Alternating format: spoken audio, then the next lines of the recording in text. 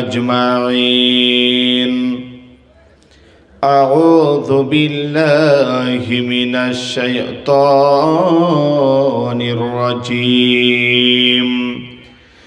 بسم الله الرحمن الرحيم. وأما من خاف مقام ربه ونهى النفس عن الهوى فإن الجنة هي المأوى. عن أبي هريرة رضي الله تعالى عنه قال قال رسول الله صلى الله عليه وسلم الدنيا سجن المؤمنين جنات للكافرين. সমস্ত প্রশংসা ও তারিফ হামদু সানা সেই মহান আল্লাহ তাআলার জন্য, তাই সকলে জবান খুলে সে রবের শুকর আদায় করে যিনাদের জবান আছে জবানটা খুলে বলুন আলহামদুলিল্লাহ। তারপরে পরে আমাদের ধর্মের গুরু জনাবে মুহাম্মদুর রাসূলুল্লাহ সাল্লাল্লাহু আলাইহি ওয়াসাল্লাম, আমি আপনাদের সম্মুখে সূরাতুন নাজিয়া থেকে একটি আয়াত পাঠ করেছি এবং নবী সাল্লাল্লাহু আলাইহি ওয়াসাল্লামের পাক জবান মুবারক থেকে একটি হাদিসও পড়েছি। হাদিস এবং কোরআনের আলোচনা এবং আয়াতকে সম্মুখে রেখে আমার বক্তব্যের বিষয় রাখব তাকওয়া বা আল্লাহর ভয়। এ সম্পর্কেই কিছু আলোচনা হবে ইনশাআল্লাহ। আপনারা শুনবেন তো নাকি? আচ্ছা, আপনারা কি আমার উপরে কেউ রাগ করেছেন? মনে হয় একটু রাগ ঝালা আছে, যেহেতু সালামটা দিয়েছি উত্তর পাইনি। দিয়েছেন? আচ্ছা, একটু আমি পরীক্ষা করতে চাই। বলেন তো, সুন্দরপুরের লোক কজন আছেন? হাত তোলেন তো। এখানকার বাসিন্দা 2 4 6 8 10 12 14 16 18 22। এবার হাত নামান। বলেন কুচাইডাঙ্গার লোক কজন আছেন? যাক, এবার আপনারা অন্যান্য বাহির থেকে যারা এসেছেন তার একটু হাত তোলেন। এবার পরীক্ষা করেন। ও সুন্দরপুর কুচাইডাঙ্গাবাসী, মাত্র 20 জন লোক এখানে বসে আছে, আর বাদ বাকি সব বাড়িতে বসে লেপের ভিতরে ঘুমিয়ে আছো, তাই না? কুচাইডাঙ্গার মানুষও তাই, সব যা আসছে বিদেশ থেকে, তাই তো? কি বলেন? তাই আলোচনা আজকে যে এখানে আপনাদের হবে, আপনারা কি কেউ জানেন না? কথা বলেন, জানেন না? জানেন না? জানেন। যারা রাস্তাঘাটে ঘুরেছে বা ঘোরাফেরা করছে, এখন থেকে তো বলা হয় না যে আপনারা আসুন, আপনারা আসুন। আপনি তো মুসলমান, তাই না? দেখবেন মা বোনেরা যখন বাড়িতে ডিম বসায় বা মুরগিতে যখন মুরগির পেটের তলে যখন ডিম দেয়, দেখবেন 12-14টা ডিম দিল, তার মধ্যে দেখবেন 2-3টে বাচ্চা ফুটে না। বলেন তো কেন ফোটে না? কেন ফোটে না?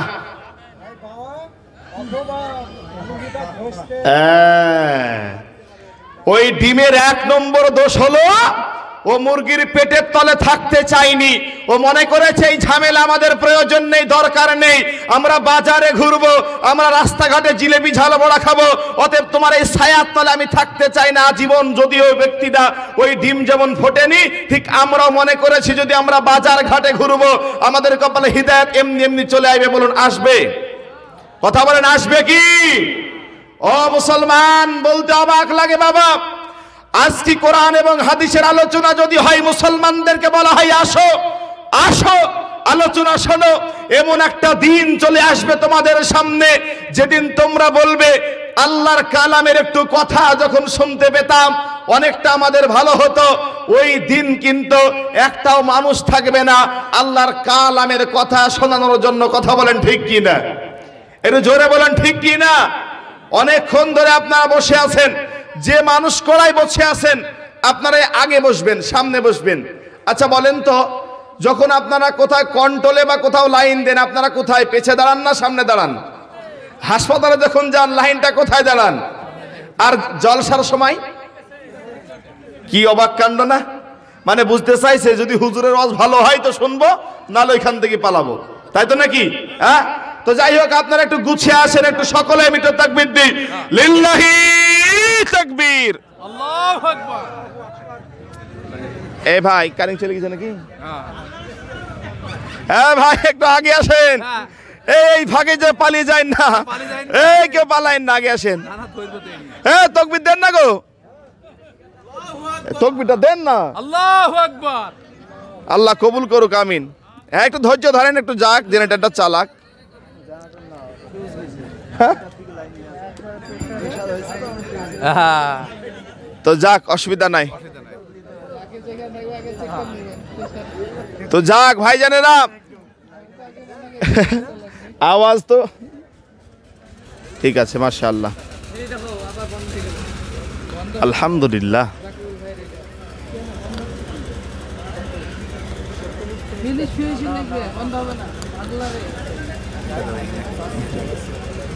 ঠিক আছে, অসুবিধা নেই, একটু আসো। তো যাক ভাইয়েরা, একটু আমাদের আল্লাহ রাব্বুল আলামিনের কাছে দোয়া করি, রাব্বুল আলামিন যেন আমাদের এই মাহফিলটা সম্পূর্ণরূপে কবুল করে, বলে আল্লাহুম্মা আমিন। একটু আমরা সকালে উঠে আসি, বলে লিল্লাহি তাকবীর। একটু উঠে আসুন। সমাধান চাও যদি জীবনে মরণে, ফিরে যাও খোঁজে নাও চোখ রাখো কোরআনে। আগে আসুন আব্বা। সমাধান চাও যদি জীবনে মরণে, ফিরে যাও খোঁজে নাও চোখ রাখো কোরআনে। পাবাই পাবাই সুখ শান্তির ঠিকানা, পাবাই পাবাই সুখ শান্তির ঠিকানা, যদি মেনে নাও মনে প্রাণে সমাধান। সমাধান চাও যদি জীবনে মরণে, ফিরে যাও খোঁজে নাও চোখ রাখো কোরআনে। এ তো প্রিয় আমলার মুক্তির ডাক, এই যে প্রিয় খোদারি কালামে পাক। এই দুনিয়া বাইরে সেই দুনিয়া, এই দুনিয়া বাইরে সেই দুনিয়া, মুক্তি পাবে তুমি দো জাহানে। সমাধান সমাধান চাও যদি জীবনে মরণে, ফিরে যাও খোঁজে নাও চোখ রাখো কোরআনে। বলুন লিল্লাহি তাকবীর। আল্লাহ কবুল করুক, বলুন আমিন। এই তো আলহামদুলিল্লাহ, কত সুন্দর লাগে গুছিয়ে গুছিয়ে বস। যদি কেউ আপনারা নাও থাকেন স্টেজে, আল্লাহর কসম, যদি একজন না থাকে তারপর আলোচনা করব, যেহেতু চতুর্দিকে রহমতের ফেরেশতা আছে, যেনারা আজীবন ঘুরে বেড়ায়, প্রতিদিন ঘুরে বেড়ায়, যে কোথায় আল্লাহর আলোচনা হয়, দিনের কথা হয়। যখনই কোথাও দিনের আলোচনা করা হয়, ওই জায়গায় ওই ফেরেশতারা রবের কাছে সঙ্গে সঙ্গে বলে, আল্লাহ দেখলাম সুন্দরপুরের মোড়ে, কুচাইডাঙ্গার মোড়ে একটা দিনী সভাতে কিছু মানুষ আল্লাহর কালামের কথা বলছিল, তারা শ্রবণ করছিল। আল্লাহ বলবে এটা সত্য? বলে জি সত্য। আল্লাহ বলেন, বান্দা শোনো, আজ কি রব আমি তোমাদেরকে সাক্ষী রেখে বললাম, যারা দিনের জন্য শুনতে গিয়েছে এবং তারা মন থেকে শুনেছে, আমি আল্লাহ তাদেরকে মাফ করে দিয়েছি। বলুন সুবহানাল্লাহ। অতএব আমরা মাপের আশা ইনশাআল্লাহ এখানে বসবো, তাই তো নাকি ইনশাআল্লাহ? আল্লাহ পাক কবুল করুক, বলুন আল্লাহুম্মা আমিন। কোরআন থেকে আয়াতটা পাঠ করেছি। আমি আলোচনা শুরুর পূর্বে আমি দুইটা ছোট ছোট উদাহরণ দিব, তারপর আলোচনার দিকে যাব ইনশাআল্লাহ তাআলা। আমি আপনাদের সম্মুখে আজকের আমার সংক্ষিপ্ত বক্তব্যের বিষয় রাখলাম আল্লাহর ভয় বা তাকওয়া। এই সম্পর্কে আলোচনা হবে। তার পূর্বে ছোট্ট একটা কথা বলি। একজন ফিলিস্তিনের ইমাম, ফিলিস্তিন নাম আপনারা শুনেছেন, কে বা নাম শুনেনি? বর্তমানে ফিলিস্তিনে মুসলমানদের করুণ দশা, ঠিক না বাবা? হ্যাঁ, মুসলমানদের বর্তমানে, মুসলমানরা পৃথিবীর এমন কোনো জায়গা নেই যেখানে অবহেলিত না। মুসলমান সংখ্যায় 1-2 করতে করতে প্রায় বিশ্বে 200 কোটির উপরে মুসলমান আছে। তারপরেও মুসলমান কেন মার খায় বলেন তো? কেন মার খায় বলেন? শুধুমাত্র মার খায় আমার আর আপনার কারণে। কেন? এই যে এতগুলা লোক আমরা বসে আছে, যারা গ্রামে ঘোরাফেরা করছে, এরাও তো মুসলমান নাকি? এদের কানেও তো মাইকের আওয়াজ যায়। এরা মনে করেছে যে মাইকের আওয়াজ আমরা যতই যাক, আমরা ওখানে যে বসবো না, যেহেতু আমরা সবই জানি। কি জানে? সবই জানে। যারা জানে না তাদের শোনার প্রয়োজন আছে, তাই তো নাকি? হ্যাঁ, তার জন্য নিজেকে বড় ভাবে, নিজেকে মানুষের পরিচয়টা দিতে পারে না, যে উলামাগণ এসেছে, এদের কোনো মান ইজ্জত নাই, আমাদের কাজকর্ম নাই। হ্যাঁ, আপনাকে শোনানো হয়েছে এত প্যান্ডেল মাইকের আয়োজন করা কিসের জন্য? যে মঞ্চ ফাঁকা পড়ে থাকবে আর বাড়িতে ঘুমাবা তার জন্য নাকি? মুসলমানদের অবস্থা এত করুণ কেন? আরো হবে। নবীজি বলেছেন মুসলমানদের অবস্থা এত কঠিন হবে। নবীজির হাদিস আল্লাহ রাসূল বলেন ইহুদি খ্রিস্টান বেদিন যদি মুসলমানরা এমন অনুসরণ করবে, ইহুদিরা যদি মায়ের সাথে জেনা করে তো মুসলমানরা মায়ের সাথে ব্যভিচার করবে। বলুন নাউজুবিল্লাহ। করছে না এখন বর্তমানে? বলেন আজকে মুসলমানদের অবস্থা বলতে গেলে বড় খারাপ লাগে। ওর জন্য ফিলিস্তিনের একজন ইমাম মাত্র 30 সেকেন্ড বক্তব্য দিয়েছিলেন। কয় সেকেন্ড ভাইরা আমার? মাত্র 30 সেকেন্ড বক্তব্য দিয়েছিলেন। তিনি বলেছিল যে এলাকায়, যে দেশে, যে রাষ্ট্রে 30,000 শহীদ, 7,000 প্রায় 60,000 মানুষ আহত, 2 লক্ষ মানুষ গৃহত্যাগ, তারপরেও যদি কোনো মানুষের বিবেক না ফিরে, তারপরেও যদি কোনো মানুষের চেতনা না ফিরে, তো আমার মতন বক্তা, আমার মতন খতিব 1 ঘন্টা 1.5 ঘন্টা করে আলোচনা করে মানুষের বিবেক ফেরাতে পারবো না। তাই তো নাকি ভাইরা আমার? মানুষের হৃদয় যদি পরিবর্তন নিজে না ইচ্ছা করে, মানুষকে আজীবন বলে গেলেও পারা যাবে না। হিদায়াত কার হাতে বলেন? একটু জোরে বলেন, হিদায়াত কার হাতে? ইন্নাকা লা তাহদি মান আহবাবতা। আল্লাহ তাআলা বলেন হে রাসূল, আপনি যাকে ভালোবাসেন, আপনি যাকে মহব্বত করেন, তার হাতে হিদায়াত নাই। হিদায়াতের মালিক তো হলাম আমি আল্লাহ, হিদায়াত দিব তো আমি আল্লাহ। আপনি দেখবেন একদল লোককে আপনি যখন কোরআন শোনাবেন, আপনি যখন কোরআনের কথা বলবেন, ওই মানুষগুলোকে যখন বলবেন তোমরা তেজের দিকে আসো, তোমরা মাইকের আওয়াজ শোনো, তোমরা আল্লাহর ঘর, আল্লাহর কালামের দিকে তোমরা এগিয়ে আসো, তারা বলবে আমরা শুনবো না, আমরা যাবো না। আল্লাহ বলেছেন হে রাসূল আপনি চিন্তা করবেন না। এদিকে তাকান। যাক ভাই, অসুবিধা নাই। হ্যাঁ ওটা না, ওটা বিষয় না, একটু আস্তে আস্তে বলি। যেহেতু সবাই তো না, আল্লাহ পাক সবাইকে এক রকমের বানায়নি, বিভিন্ন মানুষকে বিভিন্ন রকমের বানিয়েছে। কি বলেন ভাইরা? আজ থেকে 2 বছর আগে বাবা সাগরপাড়ার লাইনে একটা জায়গায় ওয়াজ করতে গেছি, বুঝলেন? বিরাট বড় জায়গা, মানুষও খুবই হয়। যখন আমি সালামটা দিয়ে জায়গাটা হোমকার দিয়েছি, সঙ্গে সঙ্গে বক্সের মাইক কেটে গেছে। তো তারপরে অমনির সাথে সাথে বক্সের আওয়াজ কমে দিছে। আমি বলি বাবা আমি একটু অন্য রকমের বক্তা, বাবা বেশি কথা না বললে আমি আবার অন্তর থেকে জান খুলি না, কথা বলতে বলে আমার মনটা খারাপ করে। কি বলেন বাপ? তাই তো নাকি? কেউ আস্তে বলবে, কেউ একটু জোরে বলবে, এটা আল্লাহ পাকের একটা রহমত। কি বলেন ভাইরা? তাই তো নাকি? তো যে কথা বলতে চাইছিলাম, কোন কথা বলতেছিলাম? যে আল্লাহ রাব্বুল আলামিন আমাকে আপনাকে দুনিয়াতে দিয়েছেন। কিছু লোক দেখবেন কোরআন হাদিসের কথা শুনতে চায় না, এটা আমার আপনার দোষ না, কিন্তু আল্লাহ পাক ওদের সম্পর্কে বলেছেন। ওদের সম্পর্কে আল্লাহ রাব্বুল আলামিন বলেন খতামাল্লাহু আলা কুলুবিহিম। একটা কলসি যদি আপনি উড়ু করে থন, একটা কলসি বা ঘোড়া যদি আপনি এরকম করে থন, আর আজীবন যদি তার উপরে পানি ঢালেন, বলেন পানি কি তলে যাবে? কলসির ভিতরে কি পানি যাবে? আল্লাহ বলেন হে রাকিবুল, হে মাওলানা শামীম আক্তার হাক্কানী, এ হাফেজ ইকবাল উমরি, তোমরা যতই আলোচনা করো, যতই সুন্দরপুর, যতই কুচাইডাঙ্গা ময়সাপাড়ার লোকদেরকে ডাকো, ও আমার বক্তারা তোমরা যতই ডাকো না কেন, কারণ ওরা আসবে না। আমি আল্লাহর কানের ভিতরে মোহর মেরে দিয়েছি। কি মেরে দিয়েছে? মোহর মেরে দিয়েছি। ওর কানটা আমি আল্লাহ নষ্ট করে দিয়েছি। এখনই পঞ্চরাস গান হোক, বুগি বুগি ড্যান্স হাঙ্গামা হোক, ওদেরকে দাওয়াত দেওয়া লাগবে না, চিল্লে পেড়ে বলতে হবে না যে দাওয়াত দিতে হবে না, আসুন আপনাদেরকে, এই দাওয়াত লাগবে না, জায়গা দেওয়া যাবে না, মারামারি করার হলো অভাব হবে না। কথা বলেন ঠিক কি না? আসলে কথাটা কি হলো? যে আল্লাহ পাক বলেন আমি ওদের কানে মোহর মেরে দিয়েছি, ওদেরকে আর আসার প্রয়োজন নেই। কথা স্পষ্ট তো ভাই? আরে বেশি কিছু বলার নেই। যারা আসার তারা আসবে, যারা আসার নয় তারা আসবে না। দাঁড়িয়ে আছেন যারা ভাই, কমিটির ভাইগুলাকে বলি, যে ভাইগুলা দাঁড়িয়ে আছে, এখানে বসলে পাপ হবে না ভাই, এখানে বসলে গুনাহ হবে না। আপনি মুসলমান, কেন আপনি বসবেন না? কিছু মানুষকে যদি ডাকি মুখ ঘুরিয়ে আবার পালিয়ে যায়। নাউজুবিল্লাহ বলেন জোরে সরে, একটু জোরে বলেন নাউজুবিল্লাহ। আল্লাহ পাক রব্বুল আলামিন আমাদেরকে আপনাদেরকে সঠিকটা বোঝার তৌফিক দান করুক। সকলে বলে আল্লাহুম্মা আমিন। আমার আলোচনা বিষয় আছে আল্লাহর ভয় বা তাকওয়া। আজকে আমাদের বিষয় কি জানেন? বলতে অবাক লাগে, অন্তরের ভিতরে দুঃখ লাগে। আমাদের এমন একটা পরিস্থিতি হয়ে গেছে, মানুষদেরকে যখনই আল্লাহর দিকে আহ্বান করা হয়, মানুষকে যখনই বলা হয় যে তোমরা রবের দিকে একটু আসো, আল্লাহর পথে তোমরা একটু আসো, মানুষের যখন মুখ ফিরিয়ে চলে যায়, তার ব্যাখ্যা হলো মানুষের দিলের ভিতরে আল্লাহর ভয় নাই। কিসের ভয় নাই? আল্লাহর ভয় নাই। একজন মানুষ যদি বিশ্বাস করে যে মরার পরে একটা জায়গা আছে, যেই জায়গাটার নাম হাসরের ময়দান, যেই জায়গাটাতে জান্নাত আছে, জাহান্নাম আছে। জাহান্নামের আযাব বড় কঠিন, জান্নাতের শান্তিময় জায়গা। একটা মানুষ যদি বিশ্বাস করে, সত্যি করে বলুন তো, একজন মুমিনের ভিতরে যদি আল্লাহর ভয় থাকে, ওই মুমিন কখনো রবের ইবাদত ছাড়া দিন কাটতে পারে? দিন কাটতে পারে কি? কখনো দিন কাটতে পারে না।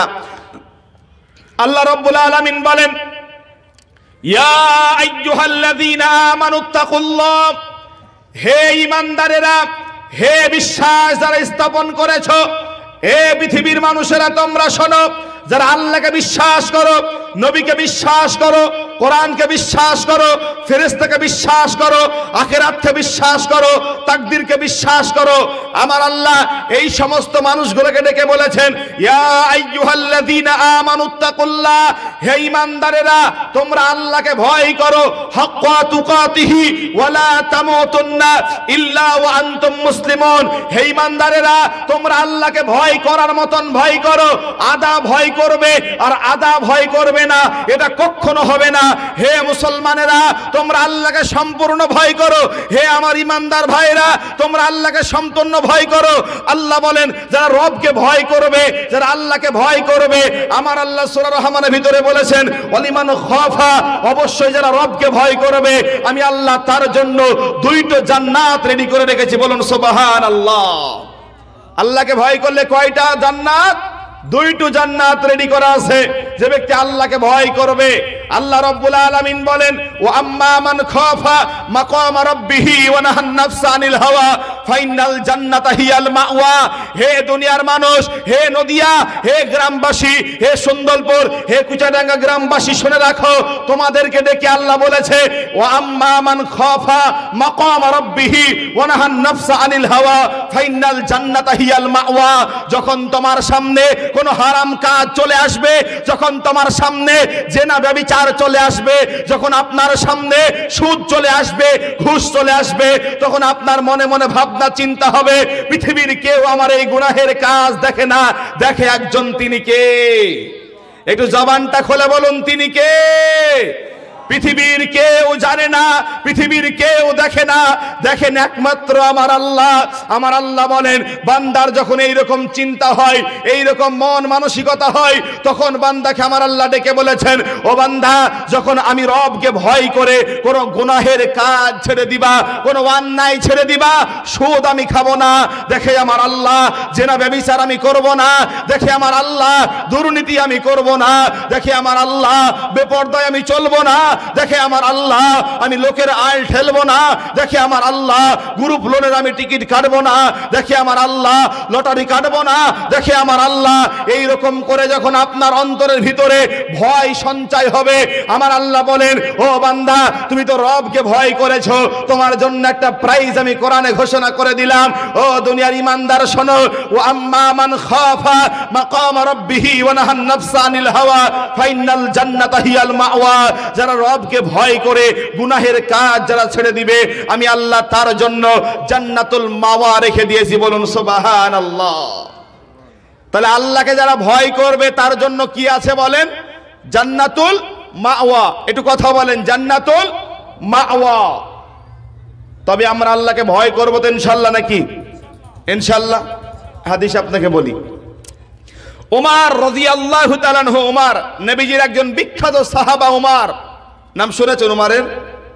হ্যাঁ, কত বড় দামি সাহাবা ওমর রাদিয়াল্লাহু আনহু। তিনার একটা আঙ্গুলের ইশারায় এই অর্ধ পৃথিবী, তিনার খেলাফত অর্ধ পৃথিবী তিনার একটা আঙ্গুলের ইশারায় চলতো। বলুন সুবহানাল্লাহ। এত বড় সেই উমর, নবীজি উমর সম্পর্কে বলেছিলেন, আমার পরে যদি কোনো নবী দুনিয়াতে আসতো তো উমর ইবনুল খাত্তাব নবী হতো। এত বড় পরহেজগার আল্লাহর জমিনে দ্বিতীয়টা তৈরি হয় নাই। এত বড় একজন উমর, উমর ইবনুল খাত্তাব রাদিয়াল্লাহু তাআলা আনহু, নবীজির সামনে, রাসূলুল্লাহর সামনে বসে বসে দ্বীন ইসলামটা শিখেছিলেন। কার সামনে বসে? আল্লাহর নবীর সামনে বসে সাহাবারা বলতেন যে শুধু আমরা লা ইলাহা ইল্লাল্লাহ এই বাক্যটা নবীজির মতন শিক্ষক ছাত্র হলেন সাহাবারা। সাহাবারা বলতেন আমরা নবীজির মতন শিক্ষকের কাছে লা ইলাহা ইল্লাল্লাহ এই বাক্যটা 13 বছর শিখেছি। কয় বছর? 13টা বছর শিখেছি শুধু লা ইলাহা ইল্লাল্লাহ। আচ্ছা বলেন তো, আমি আপনি কিন্তু লা ইলাহা ইল্লাল্লাহ সবই জানি, জানি না? লা ইলাহা ইল্লাল্লাহ আমরা সবাই জানি। নবীজি বলেছেন মান কানা আখিরি কালিমাতিহি লা ইলাহা ইল্লাল্লাহ দাখালাল জান্নাতা, যে ব্যক্তির শেষ বাক্য লা ইলাহা ইল্লাল্লাহ হবে সে ব্যক্তি আল্লাহর জান্নাতে প্রবেশ করবে। বলুন সুবহানাল্লাহ। অতএব আমরা লা ইলাহা ইল্লাল্লাহ কালেমা বুঝি, তবে আপনার কালেমা আর সাহাবার কালেমা একটু আলাদা। কি বললেন কথাটা? আপনার কালেমা আর সাহাবার রাদিয়াল্লাহু তাআলা আনহুম আজমাইন তিনাদের কালেমা ছিল একটু আলাদা। উদাহরণ আপনাকে দিয়ে একটা বিখ্যাত আলেমে দিন, আল্লাহর প্রিয় বান্দা একজন ব্যক্তি জেলখানায় গেলেন। জেল খাটতে খাটতে এক পর্যায়ে তিনার ফাঁসির জন্য অর্ডার হয়ে গেল, ফাঁসি হবে সেই আলেমে দিনের। তো ব্যক্তি ওই আলেমে দিন সঙ্গে সঙ্গে ফাঁসির মঞ্চে চড়াবে। ফাঁসির মঞ্চে ওঠার পূর্বে একদল আলেম এসে বলছে যে আপনি শেষ কলেমা লা ইলাহা ইল্লাল্লাহটা পাঠ করুন। আলেমকে কি বলে? যে আপনি লা ইলাহা ইল্লাল্লাহটা আপনি বলেন। লক্ষ্য করেন, তা আলেম তখন বলেছিলেন কিসের কালেমা? তুমি আমাকে কালেমার তালকিন দিতে এসেছো মরার পূর্বে। যে কালেমা পড়ার জন্য, যে লা ইলাহা ইল্লাল্লাহ বলার জন্য আমি জেলে আসলাম, শেষ পর্যন্ত ফাঁসির মঞ্চে ঝুলতে হলো, ওই একটাই কালেমার জন্য তুমি সরকারের গোলাম হয়েছো, সরকার তোমাকে বেতন দেয়, আর ওই কালেমা পড়ার জন্য আমাকে আজকে ফাঁসির মঞ্চে ঝুলতে হয়। অতএব তোমার কালেমা আর আমার কালেমা আসমান জমিন পার্থক্য, তাই তো নাকি বাবা? আপনার কালেমা আমার কালেমা অনেক পার্থক্য আছে। আপনি নিজেকে মুসলমান দাবি করেছেন, আপনার ভিতরে হিংসা, আপনার ভিতরে রাহাজারি, আপনার ভিতরে বদমাইশিতা সর্ব অবস্থায় আপনাকে ঘিরে ধরেছে। আপনার কালেমা আর আমার কালেমা পার্থক্য আছে। আপনি কালেমা পড়েছেন, কালেমা পড়ার পরেও আপনার ভিতরে শয়তানি যায়নি, আর আমি কালেমা পড়ার জন্য আমার নিজের আপন ভাই, নিজের আমার পরিবার, নিজের সমাজ দুশ্মন হয়ে যায়। তাহলে আপনার কালেমা আর আমার কালেমা একটু পার্থক্য আছে। কি বলেন, আছে না নাই? এক কালেমায় হয় রুজি রুটি, আর এক কালেমা হয় ফাঁসি। তাহলে অতএব এই কালেমার অবশ্যই ভাগ কিছু না অবশ্যই আছে। হযরত ওমর এই কালেমা শিক্ষা গ্রহণ করেছিলেন নবীর মতন শিক্ষকের কাছে। 13টা বছর ধরে এই কালেমা শিক্ষা গ্রহণ করেছেন। তা নবীর সাহাবা উমর, নবীজি ইন্তিকাল হয়ে গেলেন, আল্লাহ রাসূল দুনিয়াতে আর বেঁচে নেই। নবীর সাহাবা উমর এসে আল্লাহর নবীর সাহাবা উমর কিছু সাহাবাদের সামনে বলছেন, হে রাসূলের সাহাবারা, তাকওয়া সম্পর্কে আমাকে নসিহত করো, আল্লাহর ভয় সম্পর্কে আমাকে কিছু নসিহত করো। সঙ্গে সঙ্গে একজন ব্যক্তি বলে উঠল, ও নবীর সাহাবা উমর, আপনি কি আল্লাহর ভয় সম্পর্কে আপনি জানেন না? নবীজি কি আপনাকে আল্লাহর ভয় সম্পর্কে কিছু নসিহত করেনি?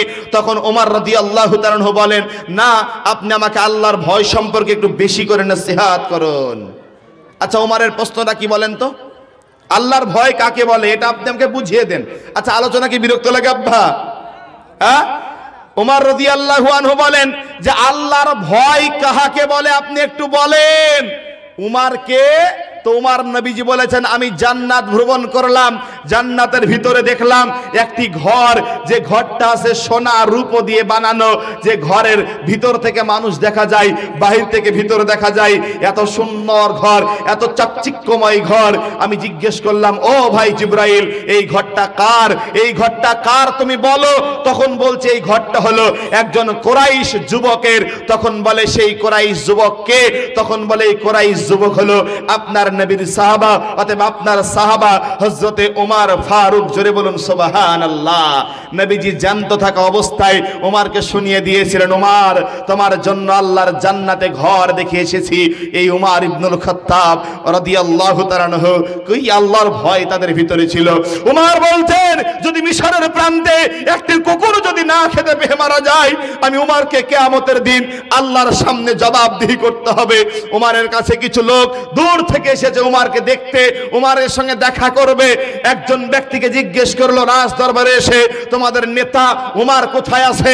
তখন বলে উমার তো আজকে রাজপ্রাসাদে নাই, দেখেন কোন মরুর প্রান্তে, হয়তোবা কোনো গাছের তলায় ঘুমিয়ে আছে। দেখেন আপনি যে একটু উমারের খবর দিলেন, যান কোন মরুর প্রান্তে ঘুমিয়ে আছে। আচ্ছা উমার কে আপনার কি বুঝে আসেন? অর্ধ পৃথিবীর খলিফা, অর্ধ পৃথিবী যার আঙ্গুলের ইশারায় চলে, এই মানুষটা বলে যান দেখেন আপনি কোথায় আছে। এইবারে ওই ব্যক্তি কিছু নেতা এসে উমারকে দেখছে, মরুর প্রান্তে একটি গাছ আছে, গাছের তলে উমার নিজের হাতটাকে বালিশ বানিয়ে গাছের তলে শুয়ে আছে। ডাকা হলো, ও আমিরুল মুমিনিন। ঘুম থেকে উঠে তিনি বাড়ির দিকে আসলেন, অনেক দূর থেকে মেহমান এসেছে, একটু খাবারের ব্যবস্থা করতে বললেন। খাবার দিলেন শুকনা রুটি আর জাইতুনের তেল। কি দিলেন খাবার? শুকনা রুটি আর জাইতুনের তেল। মেহমানের সামনেও খাবার, উমারের সামনেও খাবার। মেহমান খাবার মুখে দেয় না, উমার সেই তেল আর রুটি দিয়ে খাবার খেতে লাগলেন। জাইতুনের তেল তো আপনারা জানেন সামান্য নারকেল তেলের মতন, এই জাইতুনের তেল দিয়ে তেনারা খেতে শুরু করলেন। উমার ওদের দিকে তাকিয়ে বুঝতে পারলেন, তখন উমারকে জিজ্ঞেস করলেন আপনার খাদ্য কি এটাই? বলে জি আমার খাদ্য এটাই। বলে আপনি কি কোনোদিন ভালো মন্দ খান না? তখন উমার বলেছিলেন, ও আজকে আমার দুনিয়ার মানুষেরা শোনো, আমি উমার রাজ দরবারে আছি, আমি আল্লাহর কাছে জবাব দিতে হবে, এই ভয়টা আমার ভিতরে আছে।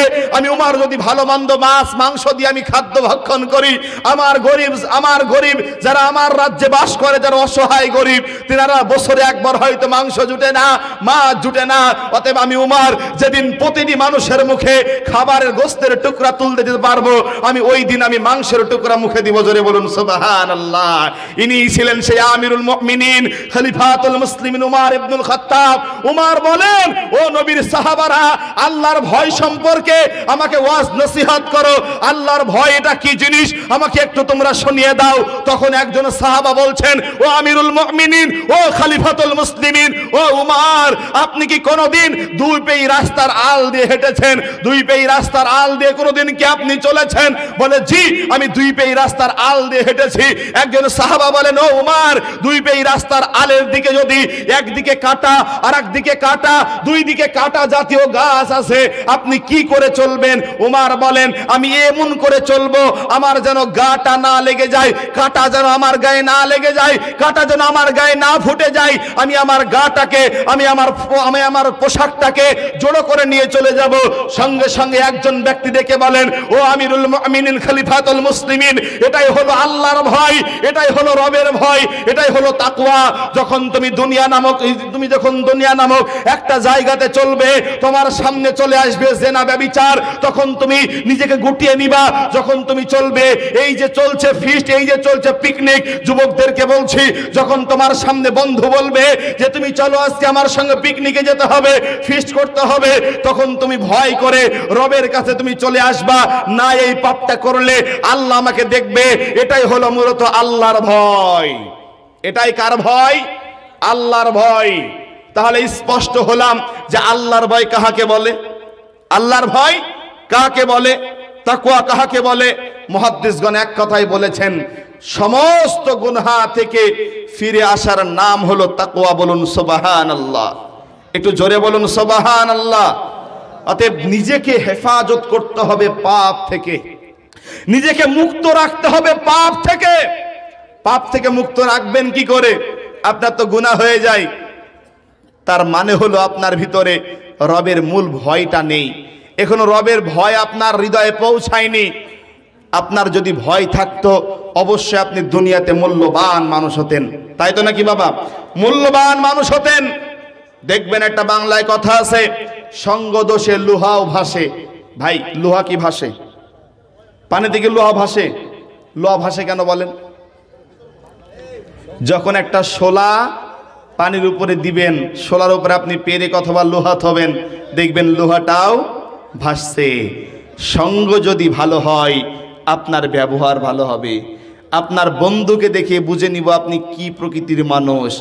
আপনার সঙ্গের মানুষটাকে দেখলে বোঝা যায় আপনি 1 নম্বরের না 2 নম্বরের মাল। কথা বলেন ঠিক কি না? কথাটা বলেন, তাই তো নাকি বাবা? আমরা মুসলমান খুবই চালাক জাতি। কি জাতি গো? চালাক জাতি। শুধু আমরা অপরের ভুল ধরি, নিজের ভুল আর কেউ ধরিনি। একজন শিক্ষক মাস্টার মানুষ স্কুলে এসেছে, এবারে ছাত্রদেরকে বলছে যে আমি বাড়ি থেকে আসতে আমার সময় লেগেছে 30 মিনিট, আমার বয়স কত? কি বলছে কথাটা? আমি স্কুলে আসতে আমার বাড়ি থেকে সময় লেগেছে 30 মিনিট, আমার বয়স কত? আচ্ছা বলেন, এই অঙ্ক কি পারা যাবে? এ কি ভাগ গুণ লসাগু গসাগু করে সব দেখলো, কে উত্তর দিতে পারে না। আসলে কি উত্তর দেওয়ার প্রশ্ন? হঠাৎ করে শেষ বেঞ্চের একজন ব্যক্তি, নাম হলো কালু। নাম কি? কালু। বলছে স্যার, আমি আপনার বয়স হিসাব কষে দেখলাম আপনার বয়স 60 বছর। কত বছর? 60 বছর। বলে বাবা, তুই তো আমার ক্লাসের সবচেয়ে শেষ বয়, লাস্ট বয়, অতএব তুই এত সুন্দর জবাব কি করে দিলি রে বাপ? বলে হুজুর, বলে মাস্টার মশাই, আমি এই কারণে দিলাম যে আমার বাড়িতে একটা ভাই আছে, ও আধা পাগল, আর বয়স হলো 30, আর আমি দেখছি এখন দেখছি আপনি ফুল পাগল, আপনার বয়স 60। কথা বুঝে আসলো নাকি বাবা? তো আমাদের কিছু জ্ঞানী মানুষ বসে থাকে, তারা মনে করে খুব আমি জ্ঞানী মানুষ। কথা বলেন ঠিক কি না? আসলে তার ভিতরে কোনো জ্ঞানই নাই। তার ভিতরে কি নাই? জ্ঞান নাই। তো বলতে চাইছিলাম, আল্লাহকে ভয় করলে তারা দুনিয়াতেও পুরস্কার আছে, আখিরাতেও পুরস্কার আছে। আখিরাতের পুরস্কার দুইটা বলবো। এক, আল্লাহর নবী জানিয়ে দিয়েছেন, যারা আল্লাহকে ভয় করে দুনিয়ার জিন্দেগি যাপন করবে তার জন্য সবচেয়ে উচ্চ জায়গা, সবচেয়ে সম্মানের জায়গা, সবচেয়ে শান্তির জায়গা, আরামের জায়গা হবে কিয়ামতের হাসরের ময়দানে।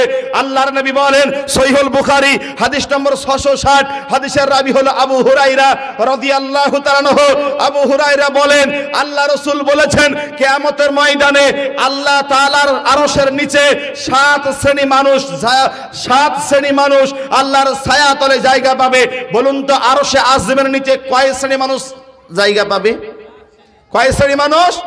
7 শ্রেণী মানুষ যারা দুনিয়াতে আছে তারা আল্লাহর আরশের ছায়া তলে জায়গা পাবে। সাহাবারা বললেন, আল্লাহর নবী আপনি আমাকে বলুন সেই 7 শ্রেণীর ভিতরে কারা কারা আছে। আল্লাহ রাসূল সাহাবাদেরকে বলতে শুরু করলেন।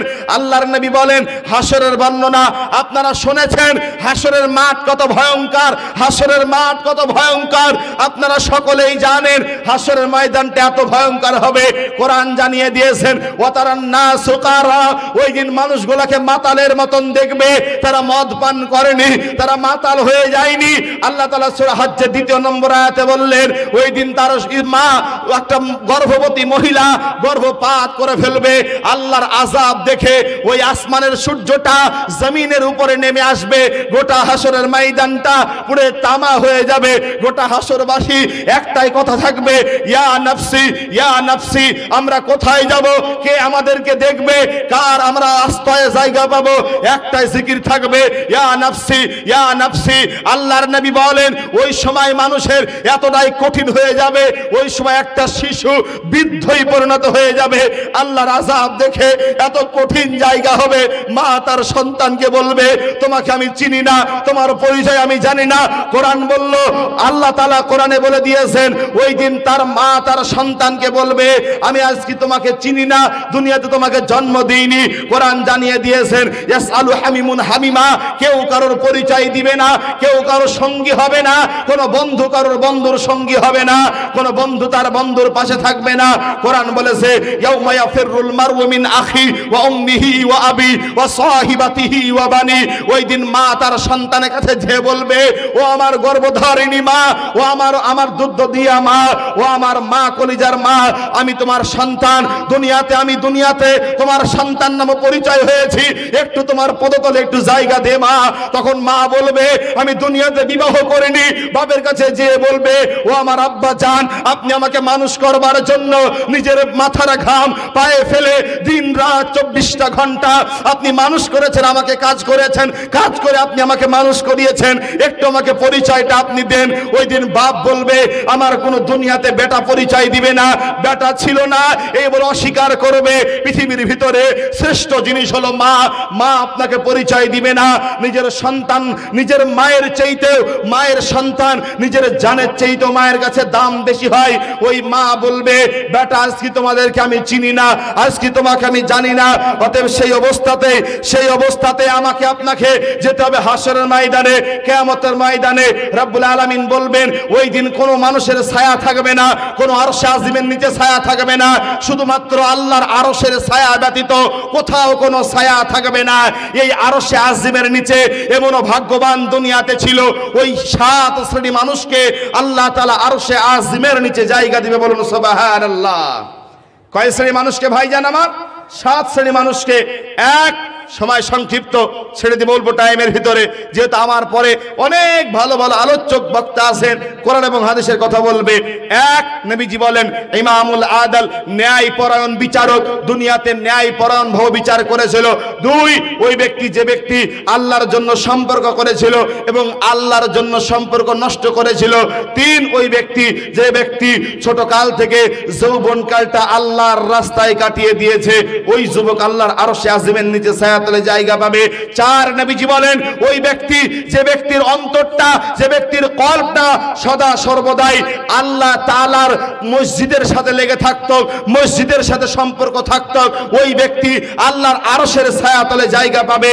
4, 5 নম্বর আল্লাহ রাসূল বলেন ওই ব্যক্তি আল্লাহর আরশের ছায়াতলে জায়গা পাবে। কোন ব্যক্তি? কোন একজন যুবককে বলে এ যুবক তোমাকে জেনা করতে হবে, সম্ভ্রান্ত ঘরের মেয়ে, দেখতে সুন্দরী, টাকা পয়সা আছে। ওই ব্যক্তি যুবককে সে বলছেন যুবক আমার সাথে জেনায় লিপ্ত হতে হবে, আমার সাথে তোমাকে গুনাহ করতে হবে। তখন যুবকটা বলেছিল আমি পৃথিবীর মানুষকে ভয় করিনি, ভয় করি আমার আল্লাহকে। বলুন সুবহানাল্লাহ। ভয় করি আমার আল্লাহকে। অতএব আল্লাহর ভয়ে আমি ওই মেয়ের সাথে খারাপ কাজ করিনি, গুনাহের কাজ করিনি। আল্লাহ রসুল জানিয়ে দিয়েছেন 5 নম্বরে ওই যুবককে আল্লাহ আরশে আজিমের নিচে ছায়াতলে জায়গা দিবে। 6, আল্লাহ রসুল বলেন যে মানুষ ডান হাত দিয়ে দান করবে, বাম হাত জানতে পারবে না, এই মানুষকে আল্লাহ আরশে আজিমের নিচে ছায়াতলে জায়গা দিবে। 7 নম্বর যেটা বিষয়ের সঙ্গে সম্পর্ক, নবীজি বলেন 7 নম্বরে ওই ব্যক্তি পৃথিবীর সব মানুষ ঘুমিয়ে যেত, পৃথিবীর যত মানুষ আছে সবাই ঘুমিয়ে যেত, পৃথিবীর যা আছে স্ত্রী পুত্র ছেড়ে বান্দা তখন একলা নিরালা জায়গায় উঠে মসজিদে যে 2 রাকাত নামাজ পড়ে রবের কাছে দুটো হাত তুলে বলতো হে পরওয়ারদিগার, হে রব্বুল আলামিন, জীবনে অনেক গুনাহ করেছি রব, আমার জীবনের এতই গুনাহ হয়ে গেছে আল্লাহ, এই গুনাহ যদি আসমানওয়ালা জেনে নেয়, জমিন যদি জানে, মা যদি জানে আমার কত গুনাহ হয়েছে, আমাকে মা সন্তানের পরিচয় দিবে না। আব্বা যদি জানে আমার কত গুনাহ হয়েছে, আব্বা আমাকে ছেলের পরিচয় দিবে না। পাড়াওয়ালা যদি জানে আমি কি গুনাহ করেছি রব্বুল আলামিন, আমাকে পাড়ার বন্ধু বান্ধব আমার সঙ্গী হবে না। আমি এমন গুনাহ করেছি রব্বুল আলামিন, যদি আমার শিক্ষক জেনে নেয় ছাত্র বলে পরিচয় দিবে না রব। গোপনে গুনাহ করেছি, প্রকাশ্যে গুনাহ করেছি আল্লাহ, তুমি আমার গুনাহ সম্পর্কে অবগত আছো। আমার আল্লাহ বলেন বান্দারে কুল ইয়া ইবাদিয়াল্লাযী আসরাফু, হে আমার বান্দা যারা অন্যায় করেছিস, পাপ করেছিস, জুলুম করেছিস, নিজের নফসের সাথে গুনাহ করেছিস, ও বান্দা তুমি যদি আমার কাছে ফিরে আসো, ইয়া আইয়ুহাল্লাযীনা আমানু তুবু ইলাল্লাহি তাওবাতান নাসুহা, একবার যদি রবের কাছে ফিরে আসো, এসে যদি তুমি বলো আল্লাহ আমি জীবনে এমন অন্যায় করেছি যে অন্যায়টা পৃথিবীর মানুষ কেউ জানে না, যে অন্যায় গুনাহ সম্পর্কে রব্বুল আলামিন তুমি শুধু জানো। আল্লাহ বলে বান্দারে তুবু ইলাল্লাহি তাওবাতান নাসুহা, এসে আমার কাছে তওবায়ে নাসুহা কর। একবার বল যে আল্লাহ জীবনে আমি জিনা করেছি, মদ খেয়েছি, সুদ খেয়েছি, এই কথা বলে আপনি রবের কাছে দুটো হাত তুলে যখন অঝর নয়নে কান্না করেছেন, চোখের পানিতে আপনি বুকটা ভাসিয়ে দিয়েছেন, আল্লাহর ভয়ে চোখের পানি ফেলেছেন। আল্লাহ রাসূল বলেছেন যারা আল্লাহর ভয়ে, যারা রবের ভয়ে গুনাহ করে আল্লাহর কাছে তওবা করে, ওই চোখের পানিতে আল্লাহর কাছে ক্ষমা চায়, ওই বান্দার নাকের ডগায় পানি আসার আগে আগে আমার আল্লাহ ওই বান্দাকে ক্ষমা করে দেয়। বলুন সুবহানাল্লাহ। তাহলে 7 নম্বরে কোন ব্যক্তি ভাইরা আমার? যে ব্যক্তি গুনাহ করার পর আল্লাহর ভয়ে চোখের পানি ফেলে, এই ব্যক্তি আরশে আজিমের নিচে ছায়াতলে জায়গা পাবে। বলেন আমরা আল্লাহর কাছে আরশের নিচে ছায়া পেতে চাই কি চাই না ভাই? একটু জোরে বলেন চাই কি চাই না? ইনশাআল্লাহ আমরা চাই তো নাকি? তো যাই হোক আমি যে কথাগুলো বললাম, আমি যে কথাগুলো শোনালাম, যে আপনাদেরকে একটাই কথা বললাম যে আমরা দুনিয়াতে আল্লাহকে ভয় করে চলতে হবে, দুনিয়ার জিন্দেগিতে রবকে ভয় করে চলতে হবে। আল্লাহকে ভয় করলে দুনিয়াতে উপকার আছে, তার মধ্যে দুনিয়াতে একটা উপকার হলো যদি আপনি আল্লাহকে ভয় করেন তাহলে আপনি কোথাও লাঞ্ছিত অপমানিত হবেন না, বলুন সুবহানাল্লাহ। অতএব আল্লাহ পাক রব্বুল আলামিনকে যেন আমরা আল্লাহর হক আদায় করে ভয় করতে পারি, আল্লাহ পাক রব্বুল আলামিন যেন আমাদেরকে রবের ভয় অনুযায়ী চলতে পারে। সকলে জবানটা খুলে বলুন আমিন।